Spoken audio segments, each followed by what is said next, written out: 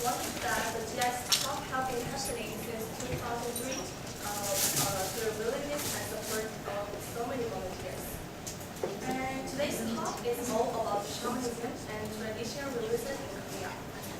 Every country has its own traditional religion, and Korea is no exception.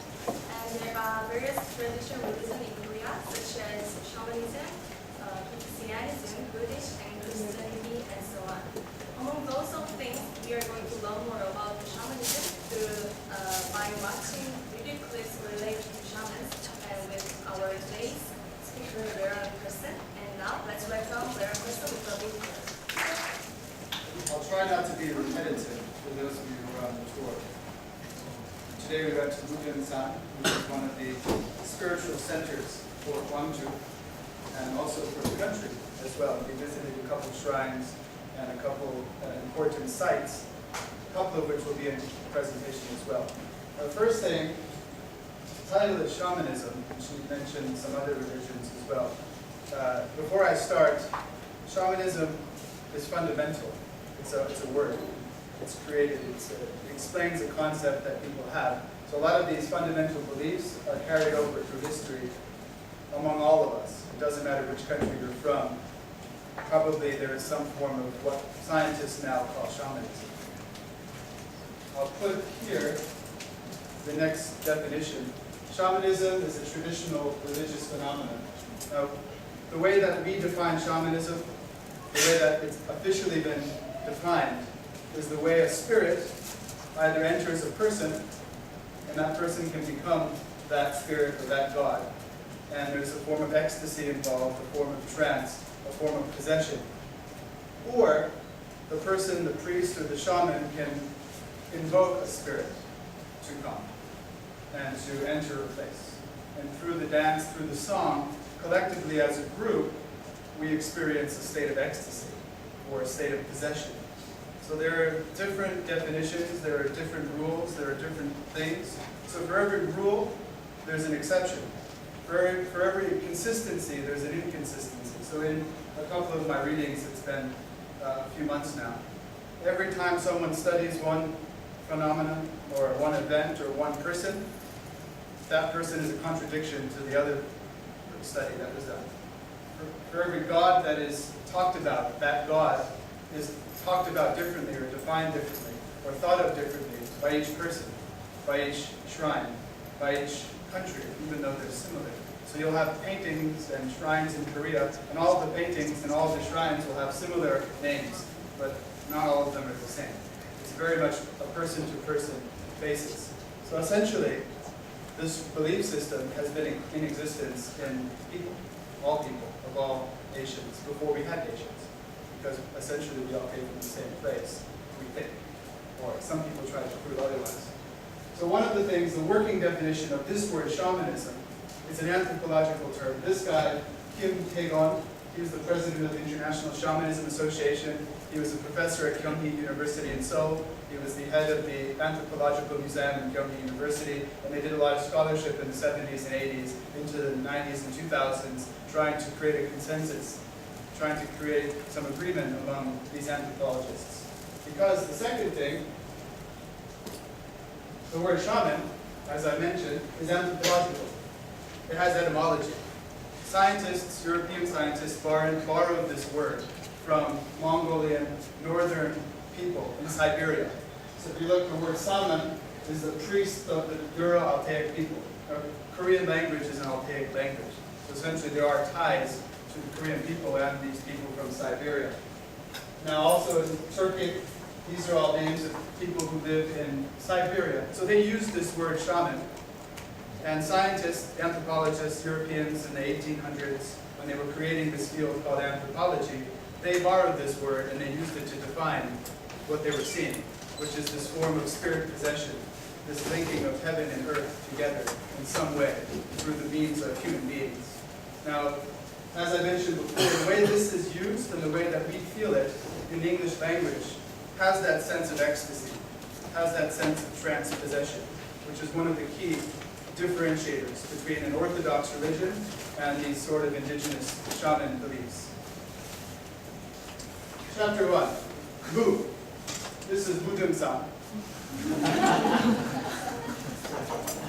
But the mu I'm talking about is not the same mu.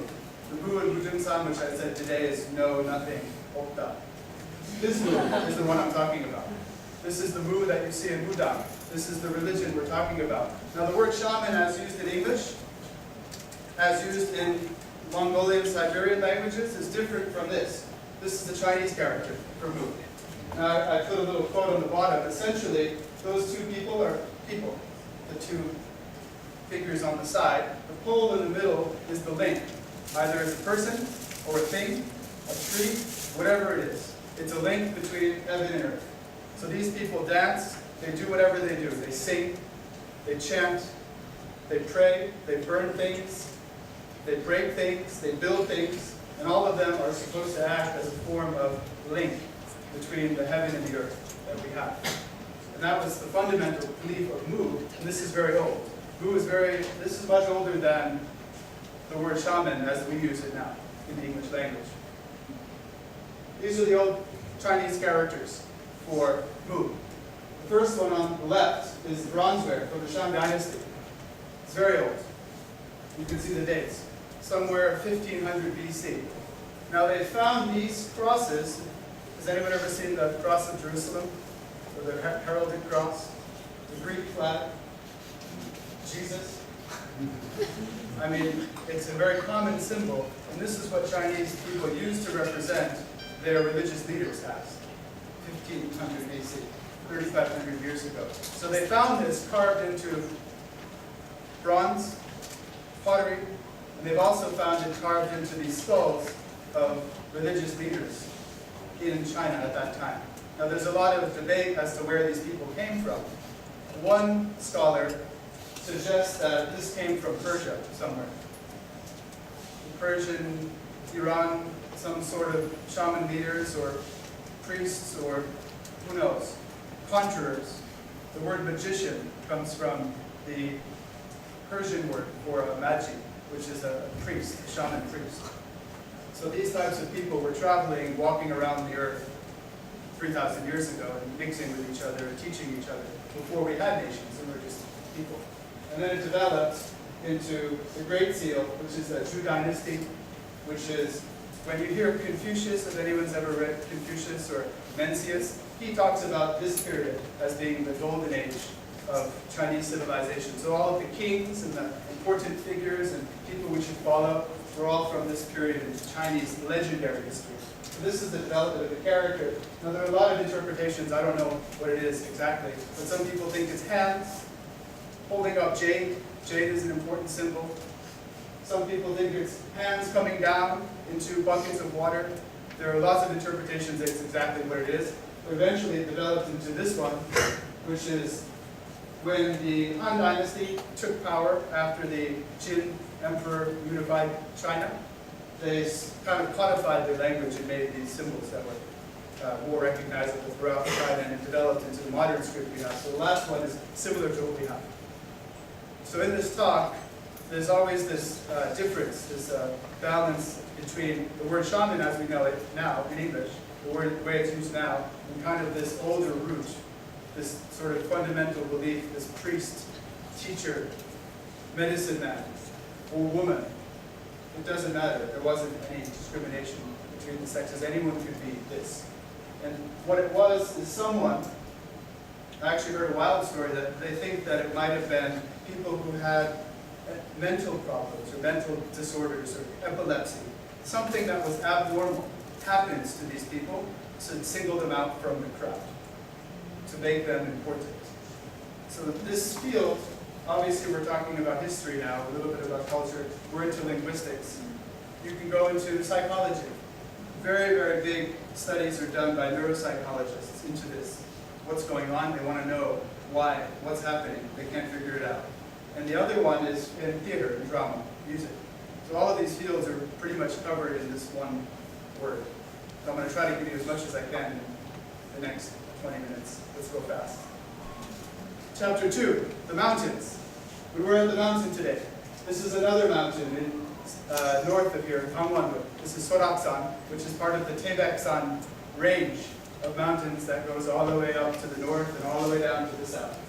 The mountains are the most important thing because mountains are moving up towards heaven. They're the closest thing to the sky. Anything that's sticking out.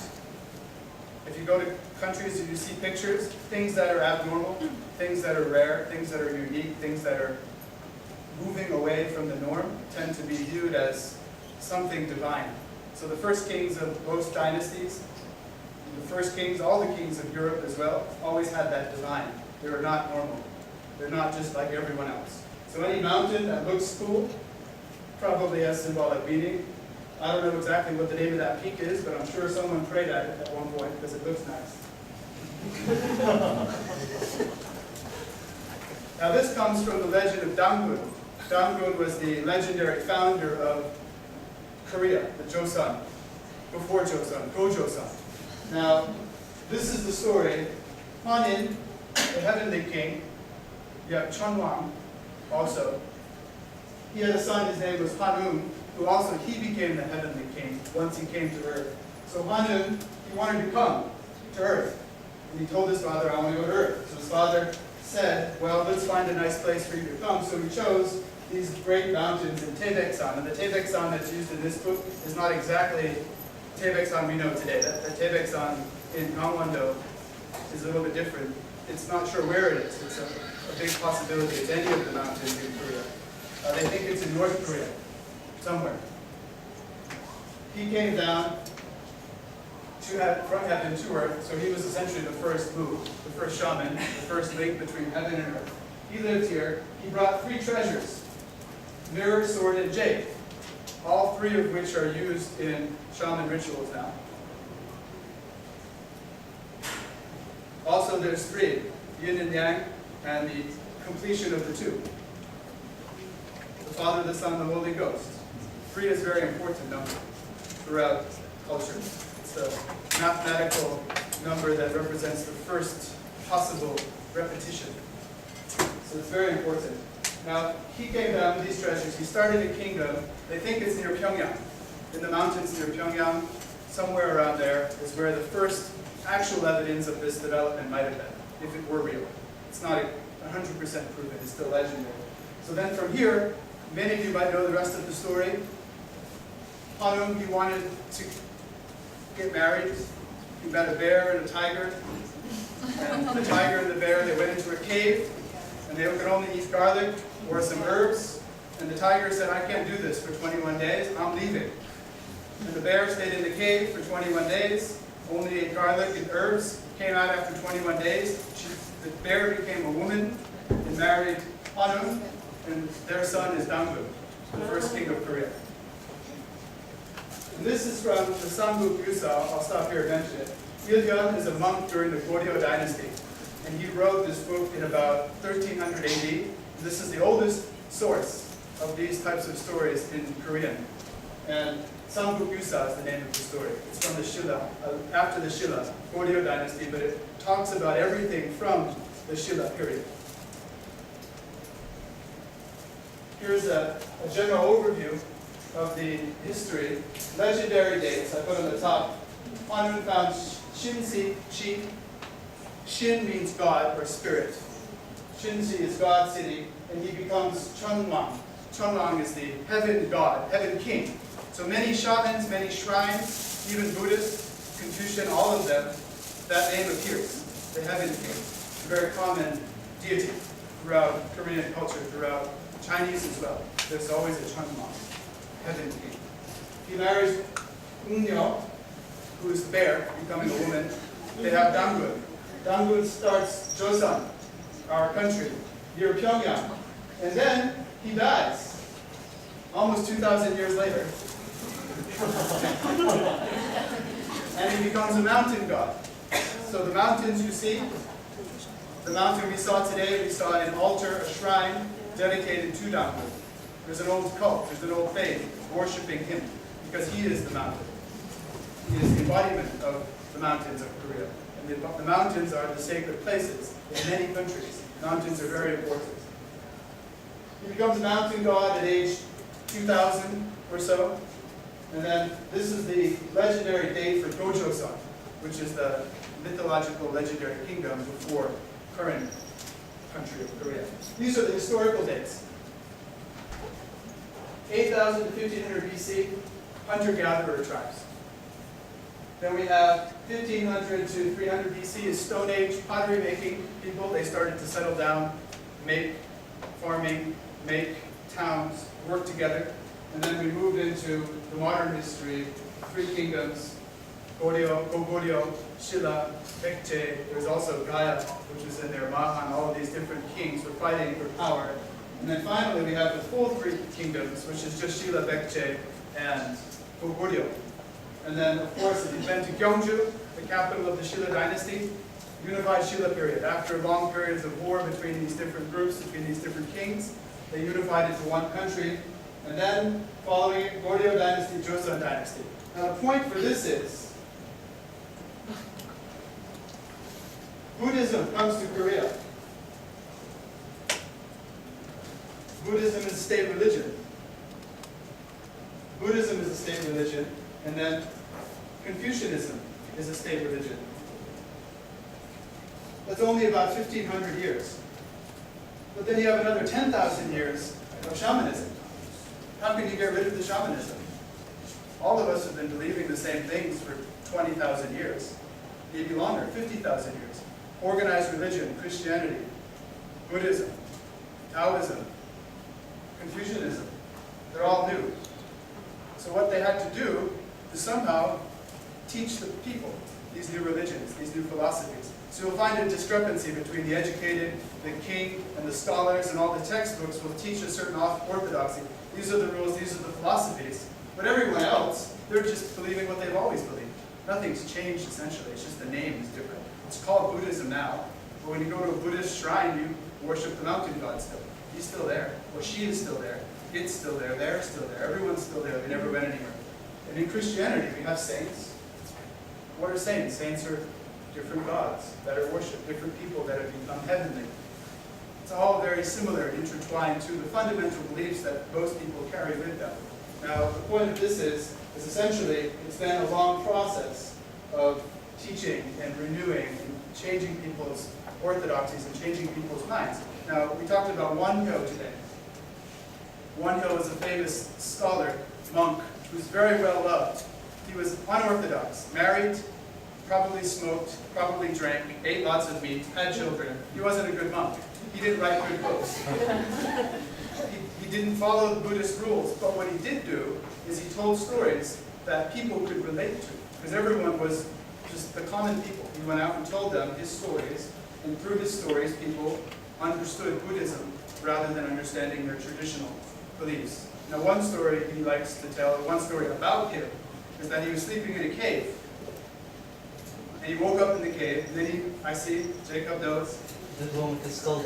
Yes. No, you can say it. What happened? Well, I can't tell you as well as you, but during the night he felt for some water to drink. He drank it out of the delicious rainwater out of a bowl. Yeah. And then when he woke up in the morning, he discovered that the bowl was actually half of a human skull. Yes. And Exactly. he realized that everything was in the mind. Yes. So after that, he didn't go to China. Instead, Yes. he stayed in Korea and found enlightenment. Perfect. Better than I could have said.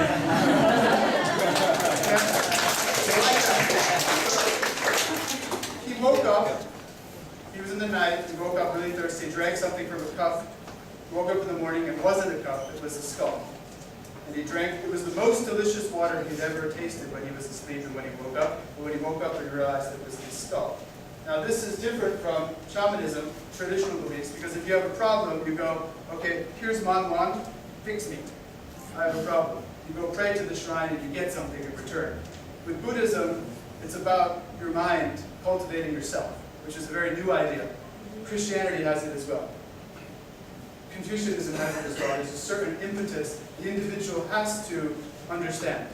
Whereas in traditional faiths, the gods are all there. The Greeks were the same way. The Romans. I have a problem. Come on, Apollo. Give me some love. I want to be strong. It's not something you can do yourself. It's all in the power of them, the faiths. So this is a sort of a transition where people like Gwangju during that Three Kingdoms period and Shilla period, when there was a transition, they were teaching this new idea, trying to get rid of the older ideas. Chaos in heaven. This is Unjusa on the top. We're going there next month for our GIC tour. Mark the date. So this is a fundamental idea of shamanism, or this is just one of the fundamentals of the belief system, which is again by our Mr. Kim, the professor, the amazing scholar in shamanism. He tried to define this word as chaos. Essentially, chaos is God. It's intangible. There's something there, there's some power, there's some being, it's infinite, it goes on forever, but it's not where we are now. So there's a difference between where we are now, which is earth, and the chaos, the God, the heaven, which is where we will go after we die. Now, there's always a period that you can connect the two, which is where the shamanism, the Buddhas come in, is connecting these two, the chaos to the earth, the heaven to the earth. Now, when you die, essentially, the soul is there somewhere, and it continues to be recycled in and out of heaven and earth, either in physical form, or in the sense of this, sometimes they think it might be the spirits. Your soul is actually an existing thing that can go back and forth and be conjured, which is why in shamanism there is a lot of conjuring of spirits, where spirits do come, of people, not just gods. So that's the thing in shamanism. It's not just gods, it's also spirits of people, spirits of ancestors, spirits of things. Those are all part of it. So you have these traditional beliefs, like I mentioned. Shamanism is the one where there's a entering of a spirit, needs to come into you, needs to be part of you, needs to be part of something. Now animism is similar. Animism is a little bit older actually. That's just a belief in things have a spirit. This has a spirit, the chair has a spirit, the tree has a spirit, the house has a spirit, the floor has a spirit. So you need to offer your prayers, your money, food, things to these spirits so that they're happy. Now this is in all countries. Many countries have this form of animism where they pray to animals, objects, living objects and non-living objects. That gives them life, gives them a spirit. Then you have spiritual power, which I mentioned before. The Buddha has to gain something, has some power from heaven, from elsewhere. It's not earthly. That's one of the parameters of shamanism, is that the power cannot become from the person itself. It needs to be brought from the other side, brought from heaven, brought from God. And then there's magic. I mentioned magic before from Persia. Magic when you pull rabbits out of hats. Things like that. Essentially, things that we can't explain with what we know.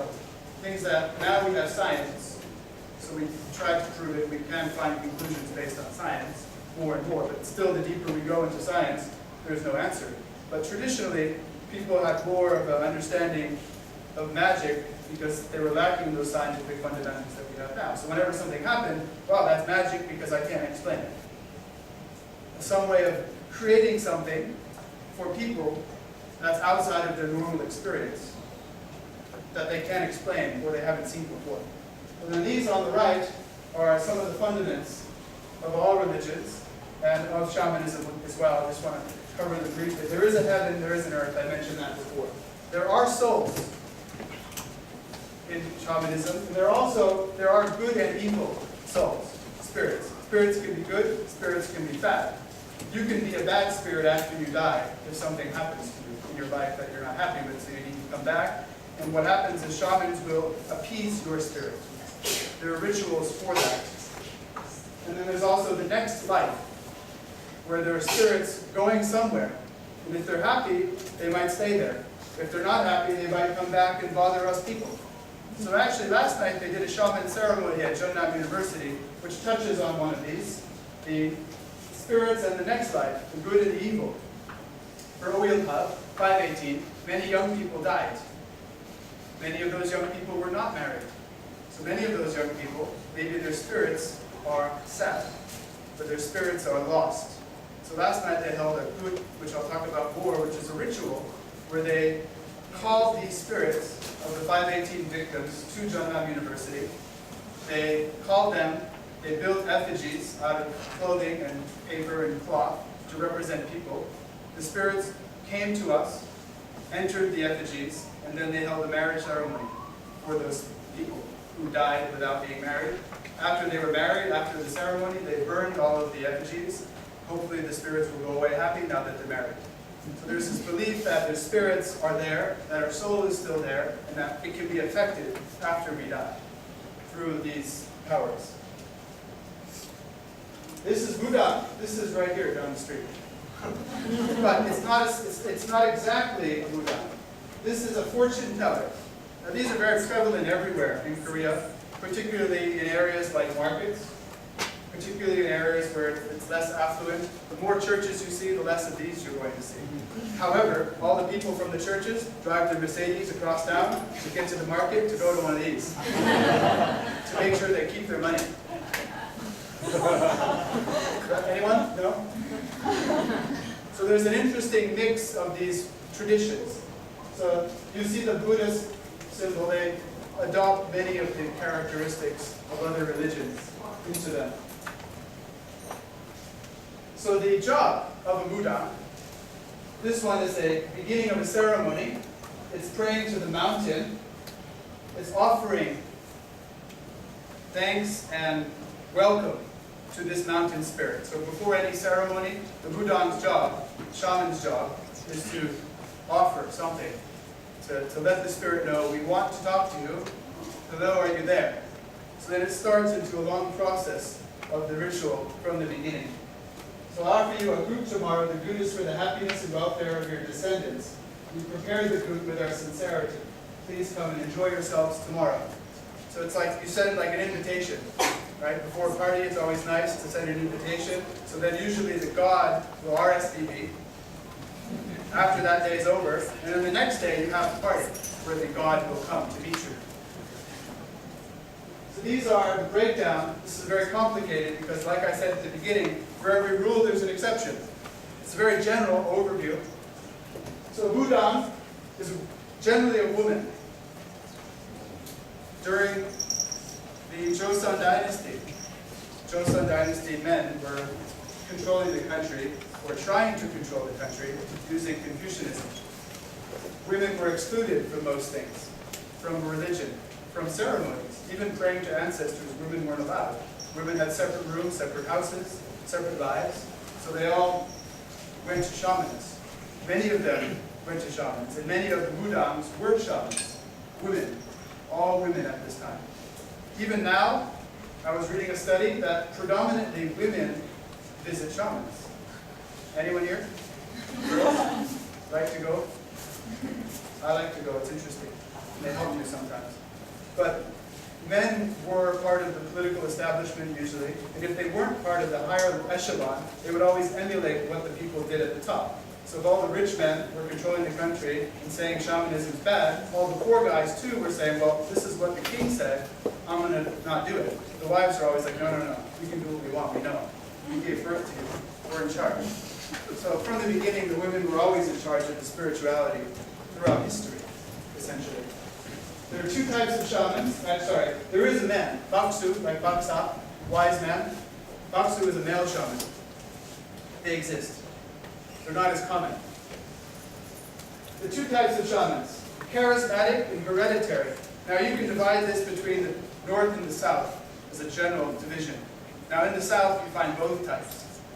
In the north you only find charismatic. Charismatic means God comes down, God is part of me, I dance around, and the God is me. I am the shrine. I become that God. There is no me anymore, I'm gone. My personality leaves me and becomes replaced by the God, or the God and my personality coexist together in the same plane. The second type is hereditary. They do not have this power. There's no God in them. And they use something, a shingan, which I put over here on the right, something. This is, the God is going to be in this. I'm going to call the God will come here and be in this projector, and I will entertain the God there, but the God is not with me. Now the difference between them, the initiation, shingan is a disease. means God, disease, essentially. So you have some problem, you're sick, your body hurts, your mind hurts. You don't know why. And you're always sick, you have delusions. You would go and you can't figure it out. After a while, maybe you tell me, you're a Buddha, you say, well, maybe the God is trying to talk to you. So a lot of people suffer from this illness, unexplained illness that can't be defined. Even in the modern times, when they have modern medicine, they can't find out what the problem is. And they have this disease, they go to a shaman, another shaman, and they perform a Nerimgut, which is a ceremony to allow your body to receive the spirit. Once you receive the spirit, there's no more sickness. You're fine. You're a Buddha. The spirit is with you all the time. The other type, the hereditary, they inherit their powers. It's passed on through blood. So you're my father, you're a Buddha, I'm your son. I can be a Buddha. It's possible. You're a Buddha, I can marry you. That's okay. So you have to marry each other. It keeps it in the family. Now one of the reasons they think this is different is the North is very much more nomadic, less settled, less organized. So people would just travel around, get sick, become a shaman, and move from place to place, or stay in one place. In the South, you have this agrarian society, cultural development. You have villages. So that kind of disorganized system doesn't work. So they have these bloodlines to keep it organized. So not everyone's going out saying, I'm a shaman. If everyone were a shaman, then no one would get anything done. Everyone would just be trying to make money telling fortunes. And that wouldn't work. Who's going to run the companies? The organization. The God family. In the charismatic, when you become the God, you can be taught by another older Buddha. Now that Buddha will be my godfather or godmother. And then when I'm older, if someone is young, you want to be a Buddha, so I help you get your spirit. And you become my godson and my godsister. And everyone is organized based on their relationships in the ceremony, not by actual physical blood. The second one, the organization in the Southern style, the hereditary, is very much organized by blood. It's more politicized, it's more official, there are rules. There's an orthodoxy to it, which I'll explain here on the right. Because we live in Honam, I chose to talk more about this one now. Honam is South Korea, southern part of South Korea. Usually Jeollado is associated with being Honam, but you also find this in Gyeongsangnam-do as well, southern style. So you have the Shingan, like I said, is an object that becomes the god. Rather than you becoming the god, the object is the god. The god comes from heaven to be part of that pillar, usually a stick, stone, something interesting. You perform rituals, that's your job. You are asked by clients, by people, to perform a ritual for many reasons. You do not have spirit power. The first picture I showed you of that fortune tellers do have spirit power, but they're not Buddha. They can't perform a ritual officially because they didn't learn how to. They only can tell the future through their spiritual aid. So usually these Buddha or client, you have a problem, you go to a fortune teller. Fortune teller says, this is the problem, you need to fix it. How do I fix it? You come to me, I'm the Buddha, I perform the ceremony, and the God will come and fix you. But it's kind of a relationship, a system between the fortune tellers who have spiritual power, the client who has a problem, and me, who I'm professionally trained to perform a ritual. It's very, very organized, very systemized way of doing things. There's formal training in the hereditary system. I learn the songs. I learn music. I learn an instrument. I learn everything. Literature, philosophy, I need to know. It's a profession. The charismatic, one of the problems that people have had with them, they just rely, oh, the spirit's in me, whatever I say is okay. It's a very irregular pattern. There are certain standard things that they say, certain recommendations, certain chants that they do, but essentially when the God becomes them, they just speak words that sometimes don't make sense, as the God is in them. But the hereditary shamans, they practice, it's theatrical. They have to memorize their lines. It's like a great Shakespeare actor is not acting. He or she is the role. So this is like a good Buddha becomes that. Which is why, like I said before, theater students study this a lot. How can this person say these lines so well all the time? Now we do have oral traditions, oral poetry, similar, where they recite the historical events, the epics, In Europe, they have the Odyssey, which was spoken to people to recount what the gods did. It's kind of like that. They get up there and they say what's happened as a way of conjuring these spirits, as a way of letting them know, as a way of prescribing certain cures. Then there's this Tango organization.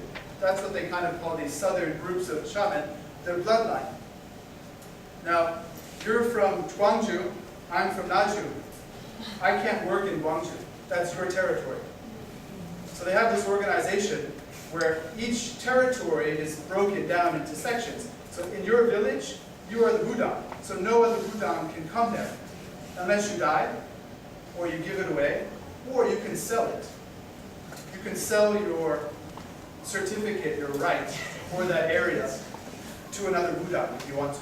So it's very much a tangible property to a certain area, to a certain group of people. You have to remember, it is still like this in Jola though. Naju is a big town, but there's no city. It's just village, village, town, town, town. It's not one central area.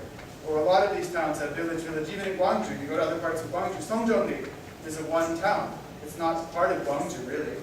So Songjeongli would have one tango, one organization, one group of Budans. There were usually a few that could work together. So it was broken up, very organized system. Now, reasons for visiting a shaman. I put this quote, I thought it was cute. Social harmony, worldly comfort. Very practical. People need to live together, they need to work together, they need to get things done together, they need to have families together. So, well, if you're in a bad mood all the time, and you're sad or you're poor, or your kids aren't getting good grades in school and it's causing problems, well, let's go pay the Mudan, get it fixed. My son gets good grades, he gets into Seoul-dae, becomes a CEO, great. Social harmony, we're all rich, everyone's getting better. So it's very, very practical religion. Unlike salvation, how do you understand salvation? Does that give me money? No, I don't want it. Enlightenment, do I get rich if I'm enlightened? No. But if I give 10만 won or 100만 won to some god of good luck, and I get good luck from that god, maybe my family will be successful. So it's very important for needs that people have, not for higher understanding of our experience. So you have health. I'm sick, fix me. I need surgery, but I don't want to pay for it. Make my heart better, please. And they do these types of very, very real-life, down-to-earth, greedy needs. Family problems. My husband's mean. He drinks too much. Make him good. I want to get promoted. I want to live to 100. I want to be rich. Geomancy. Where's a good place for my house? Should I this way or this way? This mountain or this mountain? Where should I put my house? I don't know. What's the best place for my family? Offerings. Thank you. My son or my daughter, 합격. 했어요. Succeeded. Got into school. Here's something for you because you were kind. Or exorcisms. When there's a bad spirit bothering you or bothering someone in your family, you need to get rid of that spirit. Please go away. You're in my way. Leave. So what they do is they pray to gods. This is also at Unjusa on our next tour. This is Samshin, or Sanshin, or Halabaji, or Halmani, or both. It's one of the visual representations of the mountain god, which is usually referred to as San, meaning mountain, and Shin, god. Now usually every Buddhist temple will have something like this. This one is standalone, it's by itself, which is unique. The one at Gwangju today on our tour, there were 3 inside. That's another reason why they think it's called Samshin, which isn't always true. It's not always 3 gods. Usually there's a Buddha, then there's Sanshin, and there's someone else as well. So that's a picture of Samshin, who we're going. After I'm done, we're going to go see him. He's just down the street at one of the shrines.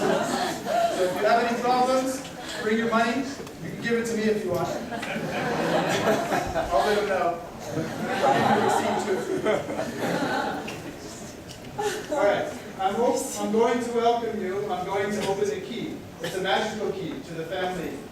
It's a good key, a key of good fortune for children. It is a key of good work for the children of the gods. It is a key of brotherhood for siblings. The children of the gods are the Buddha. So this is kind of an homage telling the gods, well, this is what we want from you. We want this key. We want this blessing from your God, from you, from whomever, to help us with our worldly problems. Now the gods are divided in many ways. Earth gods. There are so many gods, hundreds. Every god. I could just talk about the gods for a few hours, and I still wouldn't get them all. Because probably someone in here knows of another god that no one's ever heard of. Maybe you have your own god. Every person has their own god. That's possible. That's the thing. There's no rule.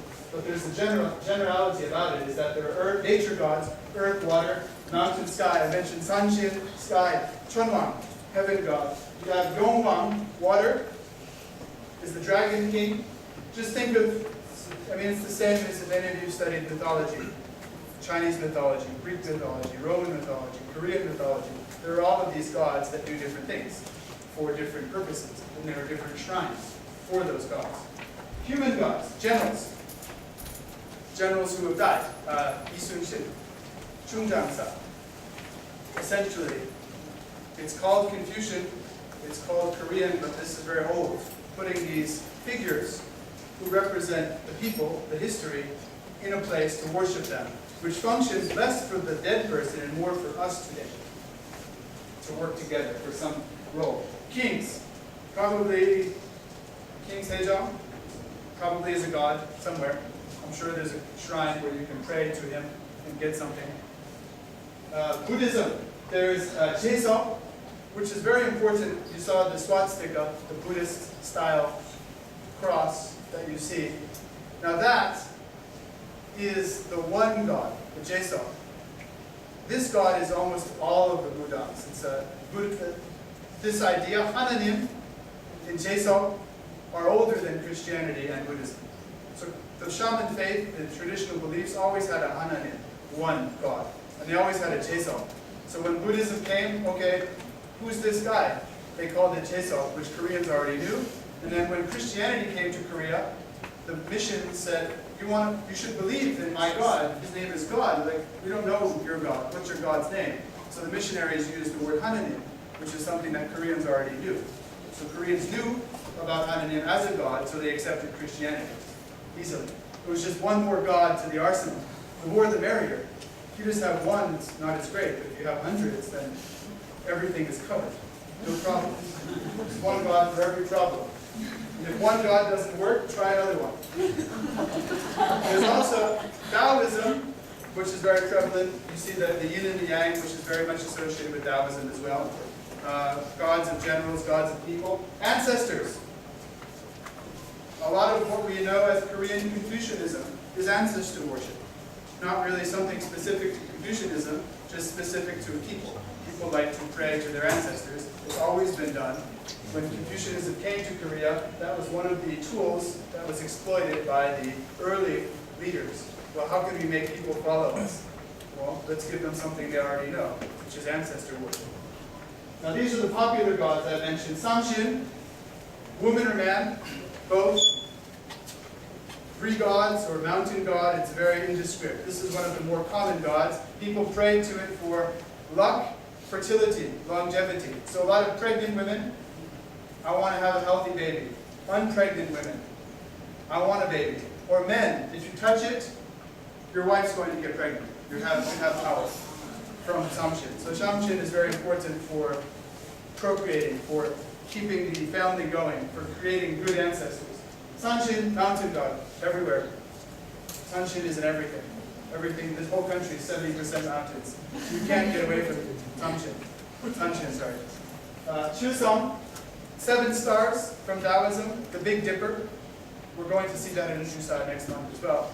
The Big Dipper in the sky is holy for Taoists. It's also a holy god. It's usually represented in temples as 7 gods, painted on a painting. The Chusong, the 7 stars. And then Yongwang, the dragon king. He's the sea god. He lives in Yosu, at Gangyeolam. So if you want to go to Yosu, you should. It's nice. The beach is great. Gangyeolam is beautiful. It's right on the sea. Gwangju, the monk, he lived there, and Yongwan is still there. So probably Yongwan, the god, has been living there longer than the Buddhists have been going there. So they just built the Buddhist shrine on top of what was already there, which was the Dragon King's home. Dongshin, heaven, the one up there.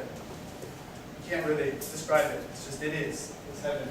And then there's, like I said, there are gods everywhere. The clock. See the clock's moving? That's not electricity. There's something in there. I know. Or a lot of houses, a lot of Korean hanokjip, they have a wooden beam in the center. The main pillar, because usually a house, it's very heavy roof, so they would use a giant wooden tree, one massive tree, to make the roof center. So that, what's it called? Samgyam. So the tree has a spirit. It was huge. It was a few hundred-year-old tree. You cut it down, the spirit doesn't go away. The spirit lives in your house now. So you have to offer something to honor that spirit, that tree, that is part of your house. So these are just some examples of them that you can feel and see around you. Rituals. This is not really a shaman ritual, but this is an extension of it. This is Samgunori, which I learned is in many ways military, as a lot of types of music are. It's a beat, the beating of the drum. It's used in farming to get people to work. It's also used in the rituals to get people together, to feel that energy, that sort of ecstasy between people. So there's the drum here. There's a Gwangju, which is a small little dong, and a big dong. And then there's also the Janggu, which is the double-sided drum. So those are the fundamental elements of the types of music that they do in the rituals. And they also dance here. Gut is the Korean word for a ritual. Now it also, in Mongol, it's Yeah. how do you say it? This one. Do you know? Gut? Do you know this word? Yeah. Gut, gut. What else? Okay, gut. That's how it's spelled in the English version of Mongol. Q, that's a Q in Mongolia. And then it's kutu in Tongass, and kutu in Yakut, and kut in Korean, and it means happiness or luckiness. So you perform this ritual for the god, so you are happy, so you get luck, or you get something, some honor to you. You honor the god for some worldly reward, some practical purpose. Now there are many types of rituals. God ritual, family ritual. So a god ritual is getting the god to come down to a person, usually a mudang. There's a family ritual where maybe an ancestor has a problem, maybe a family member died, a son or a daughter is gone, a wife or a husband is sick, so you perform a ritual, a gut, for that family. A village ritual, good harvest, good fishing, good luck and fortune for the whole village, very large-scale ritual. Now, when they do the ritual, first thing is the invitation. You've got to make the gods come. So you invoke the gods when they perform a ritual, a song, a dance, music. The gods know. They're invited to the party. The entertainment of the gods. Once the gods have been called, either the god is part of the shaman, or the god is here in something, so they need to perform with the god. Dance, sing, talk, chant, everything for the god. And then after the god is told what he or she needs to do, thank you for coming, please help us, you have to go now, it's time. So they spend more time dancing, singing, chanting, goodbye, thank you for coming, 안녕히 가십시오. Please go away. Now, these rituals can be days. One mudang can do it. These days they're shorter. A lot of them are for show.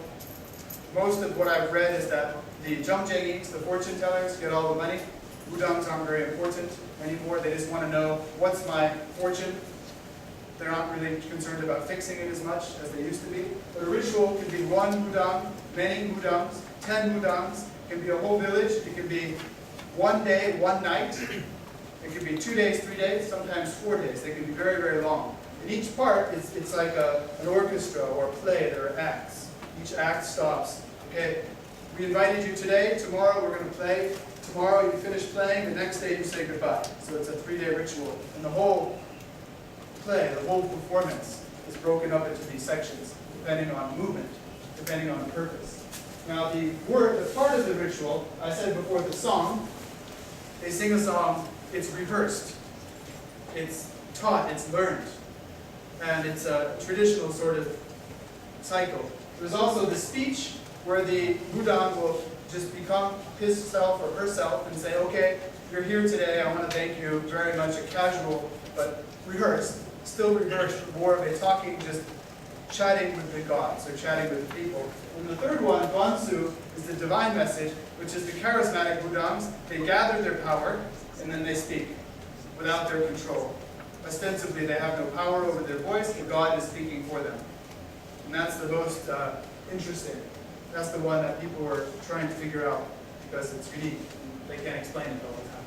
And sometimes these Budangs, they don't know what they said afterward, or they don't say they know what they said. There's one story of a Budang in 1960s or 70s, or 80s, I forget when it was, recent, after the Korean War, did a performance, a goot, and became General MacArthur. And she spoke in English. And she doesn't speak English. She's like a Halmani, like 7-year-old, 8-year-old woman. She spoke in English, said something about General MacArthur. The group was over and they asked her, how did you learn English? She's like, I don't know English. What are you talking about? You just spoke in English. No, that was the general. The general said that. That was not me. So they have this divine message. Audience participation. Music, I said before, the dance. The dance and the music are the leader, I'm performing for you. The ultimate goal, which is why the shamanism, these performances today, people are enjoying them as like they used to, is because there's no shinya, this brightness of the God. Now, when you go and you sit and watch and taksu, wait, that's not shinya. The whole idea was for the village to be together, to create this collective consciousness where everyone is out of control of themselves. They're working with the energy from each other, with the spirit. And that was the ultimate goal of these performances, was to create this shinya, this collective ecstasy between the Budang and the people. Now usually they have musical instruments for it, and they also have clothing. The musical instruments control the tempo, the pace, create the emotion, like any type of music. And the ceremonial clothing is used to show which god the person is supposed to be. Which symbols or which elements you're supposed to represent.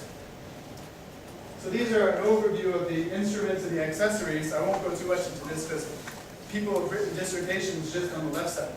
People have written 20 years of research just on the right side.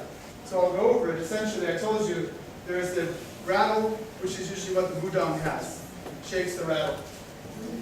Then there's usually men, the men Budangs, or the trained musicians, the accompanionists. For the southern style, we always have men who are trained musicians who know how to play. And they learn to play these instruments because the Budang dances, and the guys play all of these instruments to accompany him or her, usually her, because she is the leader in the movement, in the song. So you have a gong, brass cymbals, small gong, barrel drum, reeded flutes. We'll hear that in a minute. The zither and the flute, they're all there. It just depends on who and when and who the musicians are. So one of the criticisms of shamanism now, a lot of the northern fortune tellers and a lot of the southern fortune tellers, they're learning how to tell fortunes, but no one can play an instrument anymore. Everyone just wants to tell you your fortune, but without the ritual, and no one's learning to play professionally. So a lot of Korean traditional music was passed on through the system of religion, and now, people learn it in school, but this legacy of professional musicians for this religious purpose is kind of diminishing. It's more in favor of fortune telling. On the right, you have these. I told you there's the rattle. There's also a fan they use, and also they have sheets of paper. Now the paper are used to direct your attention, like a conductor of an orchestra or a symphony has a wand or baton to control. That's what the mudang does. The mudang is conducting the audience and conducting the god down to the earth. So they use these papers and to bring the god down. To bring the god becomes in the paper and is put into something. So here comes the god. It's in you now. No, not, it's in here now. So you see that move around using the paper, using the fan to bring the god, to direct the god. You have these flags, different colored flags that they wear, different colored clothing, different banners. You have flowers. There's always an offering table. If you go to a jomjegi, a fortune teller, or a northern mudang, they always have an altar for the patron god for that house. The hereditary don't, but they create an altar wherever the ritual is. They put food, they put pictures, they put candles, they put paper flowers, they put opsu, which is jade water, like holy water, used to direct, used to drink, used to give to the gods, used to clean, all of the things that holy water is used for. You also have swords. If you are a general, obviously you need to have a sword. If you are a warrior and you become that spirit, you need to know how to fight. And they have these cutters that they cut the harvest with. So a lot of these charismatic mudangs will do things like walk on swords, jump on the swords, stand on the swords, lick the swords, cut themselves, no blood, of course. Everything is good because the spirit is there. Next, symbols. This is Bujinsan, Baltian. Remember? These are bamboo poles, and these are the flags used on the poles. You'll see these around Gwangju. You'll see these on the jomjegi. The fortune tellers will have these wooden bamboo poles with flags. Now they are used to symbolize a holy place, a place where there is a contact between heaven and earth. Not the actual place, but you're entering the zone. Like in that zone, there's something happening about this. And the flags represent what is happening, who you can see there, or whom you can meet there, which gods. These are ducks on top of bamboo poles, and these are the wooden totems, Changsim. You see these around many places. This is in Jirisan, that's Jirisan in the background. The wooden ducks are symbols in Korea, they're symbols in Siberia, they're good luck, they're good fortune, they're very old. And they're not exactly sure why or when they came, but they usually mark an area that's holy, the entrance to an area. The Changsim, either stone or wood, usually you see them at temples, in front of villages, in front of homes, either as a warning or as a welcome to people or spirits, to let people know that this place is for this purpose, or that you are welcome or you're not welcome here. So if you're a traveling spirit and you see that pole, well, that's not for me, I gotta keep going. Or if you're a traveling person and you see the pole, usually there's something carved on it, the name of the village, what's going on there. It's an indication of whether or not you should pass or go, or what you should do, usually far away outside the village. This is in Naju, and one of the oldest temples in the country, Bulwesa, maybe on our next door. These are pretty old, they're about 400 years old. You see these at the entranceway. They're only 4. There are 2 temples and they both have these. This is the male deity that they have, which is very interesting. So if you look around for these, you know what's going on. I can't read all of the Chinese characters, I can't read many, but I'd like to. This is Yongwang, the Dragon King. This is in Yosu. Anyone from Yosu? Yeah? Do you know him? No? He's the king of the sea. He controls the oceans. He controls the animals in the sea. He's very important for us. Now the colors I mentioned before, blue, white, red, green, yellow, are the colors you almost always see. White and red, always you see these two at a jomjegi, or a fortune teller. White is Buddha, Jason, the one god of Buddhism. And red is the tutelary, the deity, which is the shrine or the god of that person or that place. So my god is Yongwang, so the red flag will symbolize me as being Yongwang. Or Samshin or Sanshin, any god is represented by the red flag. The white flag is used to represent the Buddha. Blue flags represent the generals or warriors. Green flags represent mountain spirits. and yellow flags represent ancestors, Chosan. So you'll see these flags, sometimes you'll see all of them. So when the Mudang dance, they change the colors of their clothes depending on the movement. So if that movement is entertaining a warrior, they wear a blue flag or a blue hat or blue something to show, so people would recognize this when they saw, okay, it's time for the Yongwang, or it's time for the general. So people would know, okay, no, I don't want, no, I'm going to only have Nanwan, I got to save it. I'm waiting for someone. So people wouldn't waste their money or their time watching the whole boot. They would only come for the part they needed to see.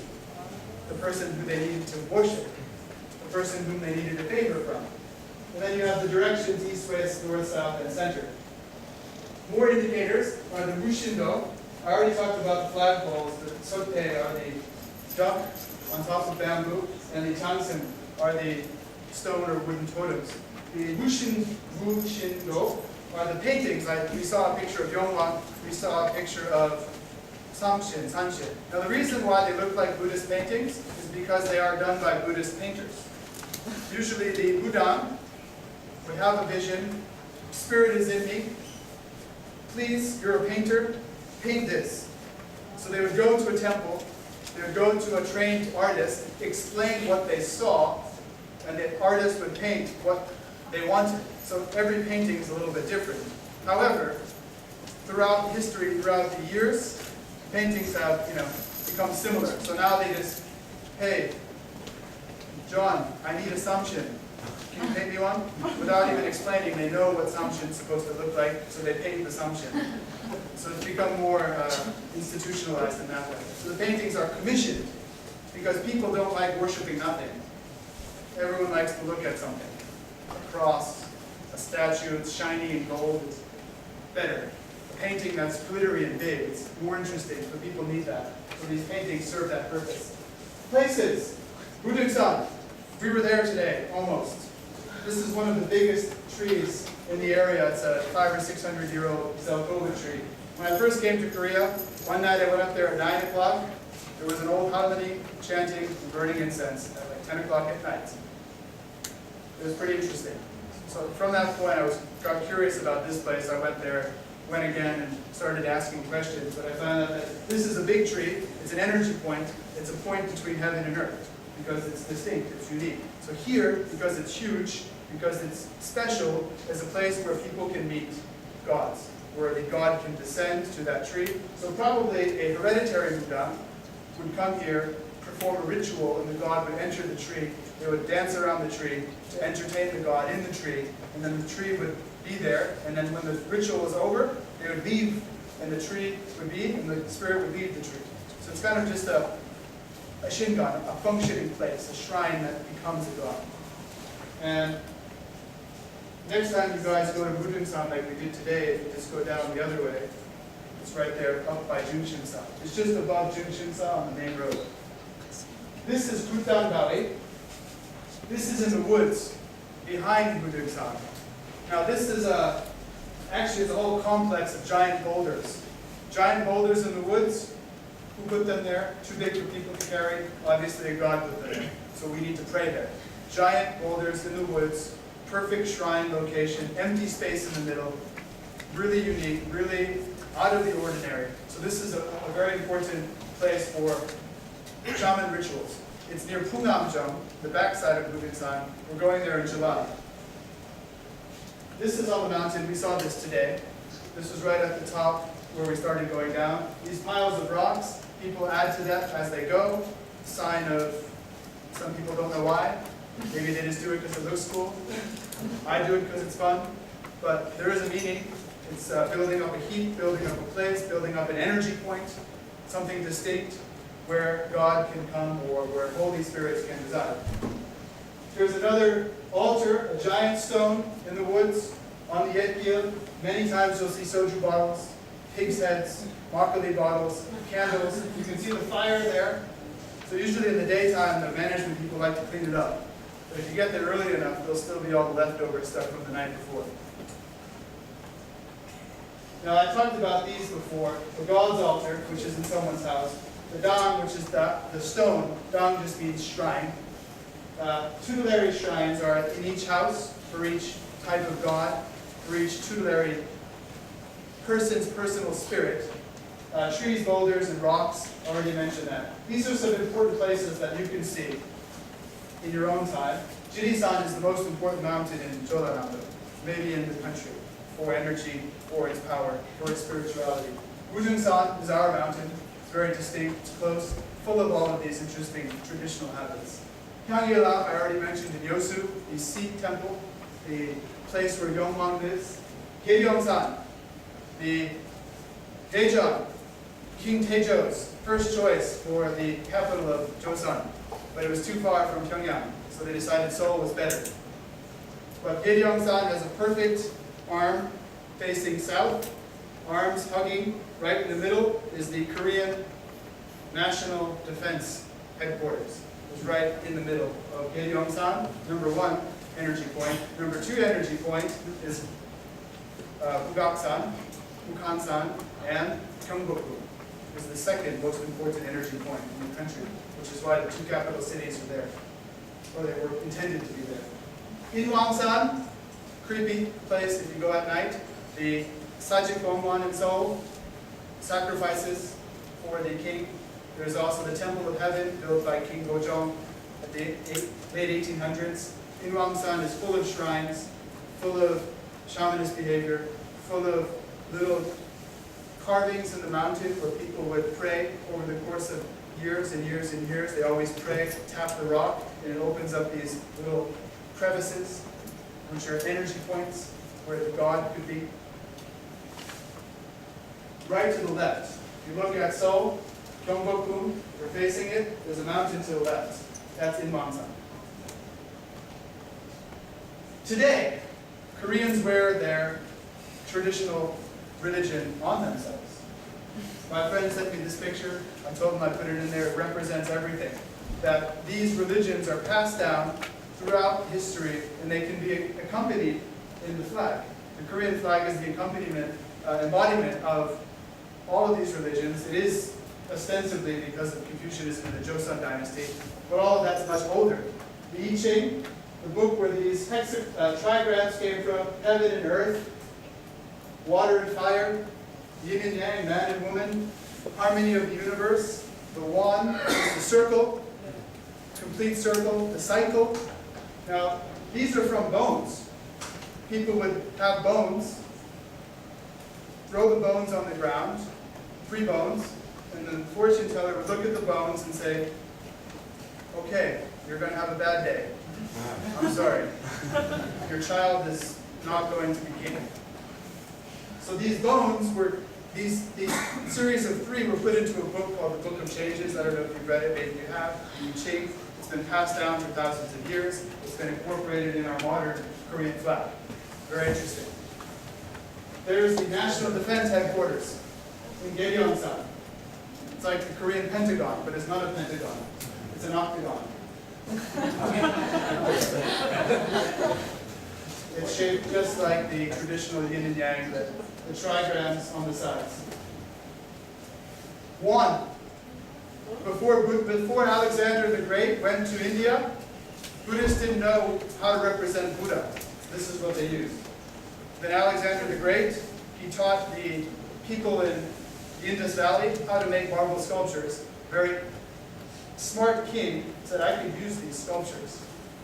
I'm going to make little Buddha statues from them. So he started making these statues, idols, if you will, to represent different Buddhist deities, rather than using the philosophical, difficult to explain, I don't get it, it's a circle kind of thing. So this is one of the oldest symbols of Buddhism, and of the harmony. We saw the yin and the yang, it's a circle, it's a full harmony.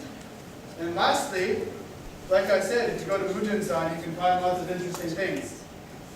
Either a ceremonial sacrifice, probably not a real sacrifice. So what they do is they do kind of mock sacrifices where they bring these bones of animals to give to the people, to give to the gods. So if you look underneath these shrines, if you look in the woods, one time I went up there and I was walking and I almost stepped on a piece of meat that, like this big, that someone had just left in the woods with a little candle and a note. Dongshin, I love you.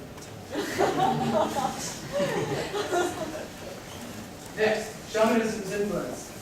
As I said, Buddhism, you have Dongshin. Confucianism, you have ancestor worship. Taoism, you have the harmony, the completeness, combining heaven and earth, making sure that everything works together. Christianity, like I said, you go to work in Dongshin, you go to your apartment, you had a bad day at work, so you drive across town to Yangdong Xijang, go find a Zhongjengi, give some money, and it's going to be okay.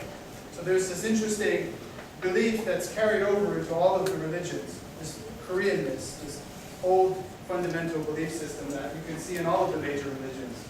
And then, on a parting note, those of you who are studying Korean, those of you who already know Korean, but here we go. Grishin is a ghost. We translated it in Korean and English as ghost, but it actually means Shin is God or power.